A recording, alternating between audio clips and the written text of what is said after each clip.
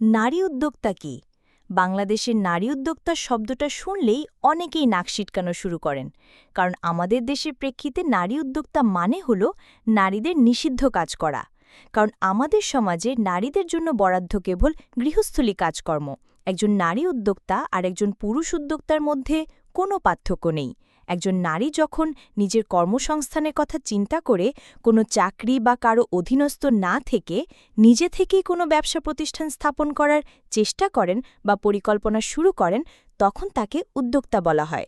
কিন্তু আমাদের সামাজিক এই বাধাকে কাটিয়ে অনেক নারী উদ্যোক্তা আজকাল তাদের কাজ দিয়ে সফলতার অনেক উচ্চ শিখরে পৌঁছে গেছেন।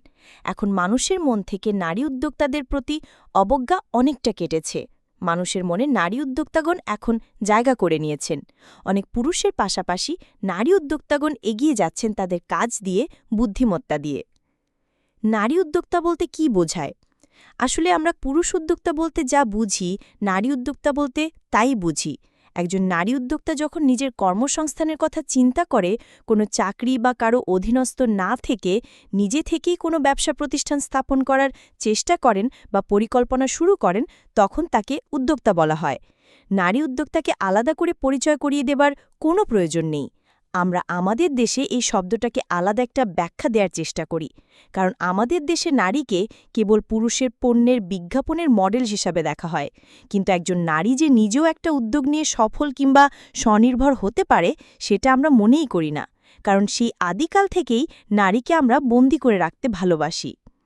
নারী উদ্যোক্তার বৈশিষ্ট্য। একজন নারী উদ্যোক্তার আলাদা কোনো বৈশিষ্ট্য নেই। একজন পুরুষ উদ্যোক্তা এবং একজন নারী উদ্যোক্তার বৈশিষ্ট্য তেমন কোনো পার্থক্য নেই। সবাই সমান। আমাদের সমাজে কেবল নারী উদ্যোক্তাকে আলাদা হিসাবে রাখা হয়। নারী উদ্যোক্তা হল সেই নারী যে নিজেকে সফল কিংবা স্বনির্ভর হতে নিরন্তর কাজ করে যায়। একজন নারী উদ্যোক্তা পুরুষের পাশাপাশি পরিবারে অর্থনৈতিক কাজে ভূমিকা রাখে, দেশের উন্নয়নে কাজ করে। অনেক নারী আছেন যাদের জন্য একটি ভালো বেতনের চাকরি যথেষ্ট। এদের মধ্যে কিছু নারী উদ্যোক্তা আছেন যারা উচ্চাভিলাষী, বেকারত্ব এড়াতে তারা নিজেদের একটি নির্দিষ্ট ক্ষেত্রে বিশেষভাবে পারদর্শী করে তোলেন। এতে নারী উদ্যোক্তাদের বিশেষ ক্ষতির কিছু নেই, নির্দোষ চাহিদা বলা যায়। কিন্তু একজন নারী উদ্যোক্তা অন্যের কাজ সম্পূর্ণ করে যতটা না তৃপ্তি লাভ করেন, তার চেয়ে বেশি তৃপ্তি লাভ করেন নিজ কার্যের সফলতায়। নতুন কিছু করে সফলতার শীর্ষে পৌঁছানোর জন্য দরকার তীব্র মাত্রার আত্মবিশ্বাস। আপনার জীবনের লক্ষ্য আর ব্যবসার উদ্দেশ্য এক না হয়ে থাকলে এগুলোর একটিকে অপরটির সাথে সম্পৃক্ত করুন, নতুবা ইচ্ছাশক্তি হারিয়ে ফেলার সমূহ সম্ভাবনা রয়ে যায়। অসাধ্য সাধনে যার নেই অনীহা। একজন চাকরিজীবীর সিদ্ধান্ত নির্ভর করে তার অভিজ্ঞতা এবং বর্তমান প্রেক্ষাপটের উপর। অপরদিকে একজন নারী উদ্যোক্তা অতীত ও বর্তমানের সকল নথি ব্যবহার করে থাকেন মন মতো ভবিষ্যৎ গড়ার চাবিকাঠি হিসাবে।